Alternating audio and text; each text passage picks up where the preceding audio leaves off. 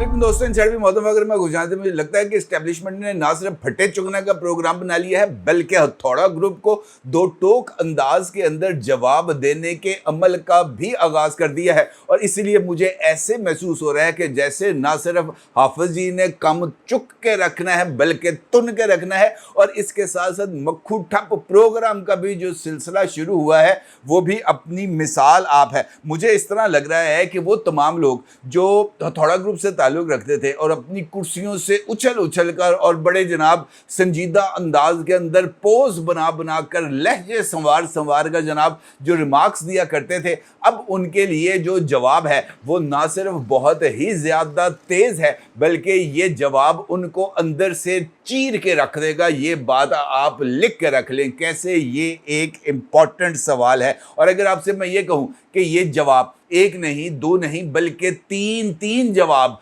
एक ही दिन के अंदर हाफिज जी की तरफ से तुन कर दिए गए हैं हथौड़ा ग्रुप को, तो ये कहना भी कुछ ज़्यादा गलत नहीं होगा। और इस अमल का आगाज़ होता है इलेक्शन कमीशन ऑफ पाकिस्तान से। इलेक्शन कमीशन ऑफ पाकिस्तान एक आइनी इदारा है और इस आइनी इदारे को आइन की तरफ से आर्टिकल 215 से लेकर आर्टिकल 220 तक की न सिर्फ मुकम्मल तौर पर अथॉरिटी हासिल है बल्कि इस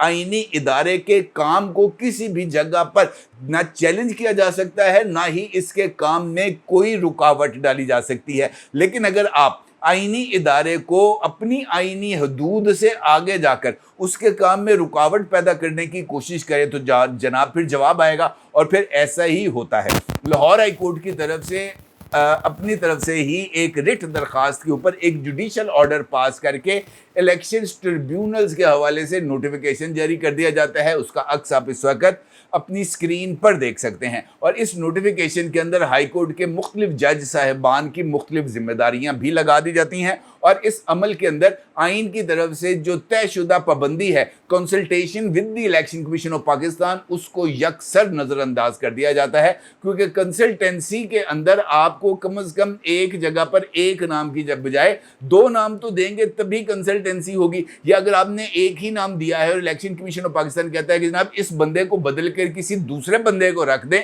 तो ये कंसल्टेंसी के अंदर आता है। लेकिन अगर यूनिलैटरली आप कंसल्टेशन का मतलब डिक्टेशन समझ लें तो ये बिल्कुल गलत होगा। और इस हवाले से इलेक्शन कमीशन ऑफ पाकिस्तान का एक अहम तरीन इजलास होता है।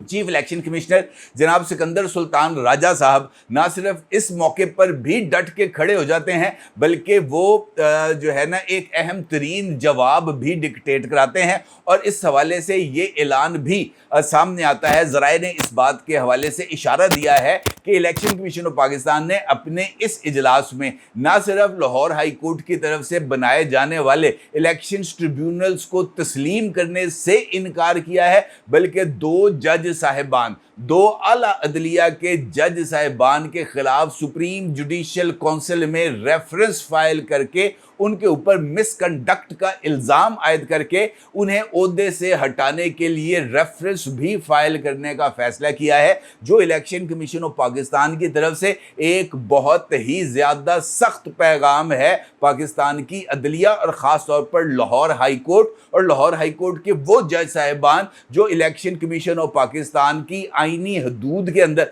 मुदाखलत करते हुए उन्हें कुछ चीज़ें डिक्टेट करने की कोशिश कर रहे हैं। और इस हवाले से दस्तूर पाकिस्तान का आर्टिकल 219 बहुत ही ज़्यादा वाज़ेह है। और अगर आप आर्टिकल 219 को देखें और इसकी क्लॉज सी को देखें तो ये बात बहुत ही हद तक वाज़ेह होती है कि इलेक्शन कमीशन ऑफ पाकिस्तान की जो डोमेन है वो अनचैलेंजेबल है। इसी आर्टिकल के अंदर जहां पर आर्टिकल क्लॉज ए में ये बात बताई जा रही है कि preparing election rules for election of to the national assembly, provincial assemblies and local governments and revising such rules periodically to keep them up to date. यानी इलेक्शन कमीशन ऑफ पाकिस्तान क्या कर सकता है, उसको सबसे पहले कौमी असम्बली, सूबाई असम्बली और लोकल बॉडीज़ इंतखाबात के लिए इंतखाबी फहरिस्तें भी तैयार करनी है और वक्तन फ़वक्तन इन इंतखाबी फहरिस्तों का असर नौ जायज़ा लेते हुए इसके अंदर रद्दोबदल भी करना है। इसी आर्टिकल की क्लॉज भी कहती है organizing and conducting election to the Senate और to fill casual vacancies in the House or a provincial assembly and यानी वो ये कहते हैं कि अगर असम्बली की तश्कील के बाद वहाँ पर कोई सीट खाली हो जाती है सेनेट के अंदर, कौमी असम्बली के अंदर या प्रोविंशियल असम्बली के अंदर, तो इलेक्शन कमीशन ने वहाँ पर ये जो खाली होती हैं नशिस्तें उसके ऊपर उन्होंने इंतखाबात कराने हैं। तीसरा, और इसके अंदर किसी जगह पर कोई अगर मगर नहीं है, बड़ी क्लैरिटी से लिखा है article 219 clause C, appointing election tribunals, यानी इलेक्शन कमीशन ने इलेक्शन ट्रिब्यूनल्स की तश्कील देनी है। और इस आर्टिकल के अंदर जहाँ तक मुझे समझ में आई है, इसके अंदर किसी जगह पर भी ये बात नहीं लिखी हुई कि इलेक्शन कमीशन ने इस हवाले से किसी के साथ मशवरा करना है। इलेक्शन कमीशन ऑफ पाकिस्तान ने अपने आइनी इख्तियारात को इस्तेमाल करते हुए इंतखाबी ट्रिब्यूनल्स को तश्कील देना है, ताकि इन इलेक्शन ट्रिब्यूनल्स के अंदर किसी तरह की भी इंतखाबी उज़रदारियाँ, इंतखाबी अमल से वाबस्ता शिकायत का अजाला किया जा सके। अब ऐसा नहीं हुआ, जिस पर इलेक्शन कमीशन ऑफ पाकिस्तान ने एक जानिब दो जज साहिबान के खिलाफ सुप्रीम जुडिशल काउंसिल से रुजू करने का फैसला किया है, बल्कि उसके साथ साथ इलेक्शन कमीशन ने लाहौर हाई कोर्ट की तरफ से बनाए गए इलेक्शन ट्रिब्यूनल्स के बायकॉट का ऐलान कर दिया है। और उन्होंने इस बात का फैसला किया है कि election commission of Pakistan Lahore high court की तरफ से तश्कील दिए जाने वाले इलेक्शन ट्रिब्यूनल्स, जो इलेक्शन कमीशन ऑफ पाकिस्तान की कॉन्सेंट के बगैर तश्कील दिए गए हैं, उन इलेक्शन ट्रिब्यूनल्स में election commission of Pakistan representation नहीं देगी। यानी इलेक्शन कमीशन का कोई अफसर, कोई एहलकार या इलेक्शन कमीशन का नुमाइंदा, कोई भी वकील इन इंतखाबी ट्रिब्यूनल्स के अंदर पेश नहीं होगा। इसका मतलब ये है कि ये एक ऐसी कानूनी लड़ाई और एक ऐसी आईनी लड़ाई शुरू होने जा रही है जिससे तमाम हथौड़ा ग्रुप को जनाब ना सिर्फ लग पता जाएगा, बल्कि अगर ये मामला किसी तरीके से सुप्रीम कोर्ट ऑफ पाकिस्तान में भी पहुंच गया तो वहां पर भी इस हवाले से बहुत ही ज़्यादा उधम मचने जा रहा है। दूसरा जवाब जो आज ही के दिन जनाब हथौड़ा ग्रुप को और ख़ास तौर पर इस्लामाबाद हाई कोर्ट के जो नुमाइंदा लोग हैं उन तक जो पहुंचा है वो भी बहुत ही ज़्यादा अहमियत का हामिल है। आपको मालूम है कि इस्लामाबाद हाई कोर्ट ने इमरान खान साहब को दी जाने वाली सज़ा जो कि साइफर केस में दी गई थी उसको काला दम भी करार दे दिया और इमरान खान साहब और शाह महमूद कुरैशी साहब को साइफर केस के अंदर बरी कर दिया। अब वजारत दाखिला बनफ़्से नफीस इस केस की अपील लेकर पहुंच गई है सुप्रीम कोर्ट ऑफ पाकिस्तान, और उसने अपनी इस अपील के अंदर ये मौक़िफ़ इख्तियार किया है कि ऑफिशियल सीक्रेट एक्ट के तहत जो अदालतें कायम की जाती हैं उन अदालतों का फैसला हतमी होता है और उन अदालतों के फैसलों को किसी और जगह पर चैलेंज ही नहीं किया जा सकता। लिहाजा गई भैंस पानी में। इसके साथ साथ इसी पिटीशन के अंदर ये बात को भी मेंशन किया गया है कि इमरान खान साहब की ऑडियो जिसके अंदर वो इस बात का जिक्र कर रहे हैं कि हमने साइफर के साथ खेलना है, उसकी फोरेंसिक रिपोर्ट ट्रायल कोर्ट के अंदर और हाई कोर्ट के अंदर पेश की गई। वो ये कहते हैं कि इमरान खान साहब के खिलाफ इस केस में अगर साइफर को ओरिजिनल कॉपी को पेश नहीं किया गया, लेकिन इस साइफर के हवाले से जो तमाम मुस्तनद शवाहद हैं वो अदालत के रूबरू, बल्कि गवाहियां जो आला तरीन सरकारी अफसरान की थी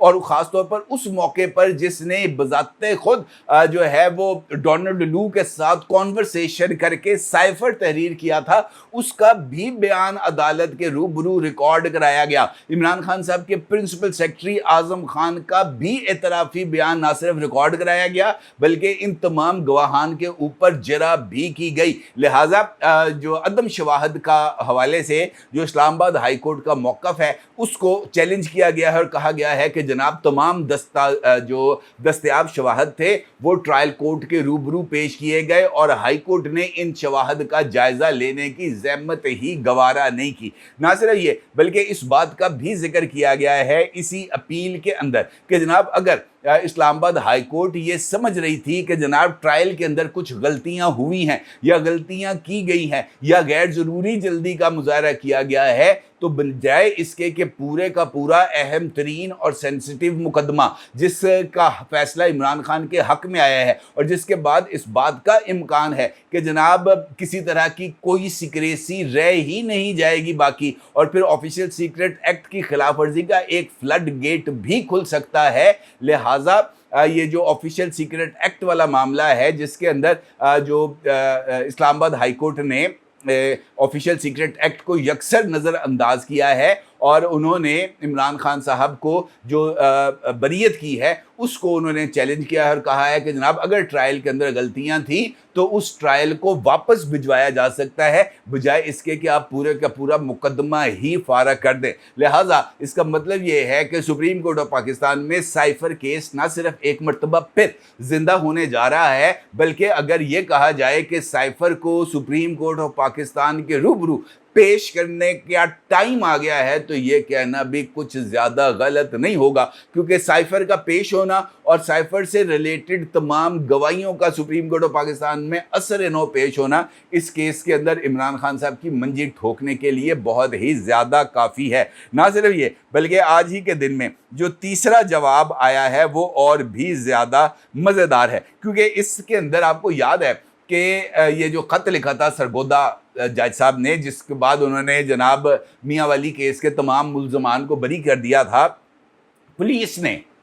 वो तमाम मुल्ज़मान जिनको 9 मई के वाक़यात और एयरबेस पर अटैक के इल्ज़ाम से बरी किया गया था, पुलिस ने उन तमाम के तमाम अफराद को एक मरतबा फिर गिरफ्तार कर लिया है और उनका ये मानना है कि जनाब इनको 9 मई के एक और मुकदमे में गिरफ्तार कर लिया गया, यानी इनकी जान नहीं छूटनी। लिहाजा ये जो पैगामात हैं, मेरा ये ख्याल है कि आप कम को ही ज़्यादा समझ लें। ये जो पैगामात हैं ये बहुत काफ़ी हैं ये बात बावर कराने के लिए कि पाकिस्तान की रियासत ने या पाकिस्तान की रियासत के से वाबस्ता इदारों ने इस सूरत हाल के ऊपर अपना एहतजाज या अपना जो जवाब है वो जो है वो दे दिया है, और इस जवाब को समझ लेना मेरा ख्याल है कि बहुत ज़्यादा काफ़ी है, बजाय इसके कि इस जवाब के ऊपर ऐसा रद्द-ए-अमल दिया जाए जो इस सूरत हाल को और ज़्यादा संगीन कर दे, इस सूरत हाल के और ज़्यादा संगीन नताइज आ जाए, या इस रद्द-ए-अमल पर दिए जाने वाला रद्द-ए-अमल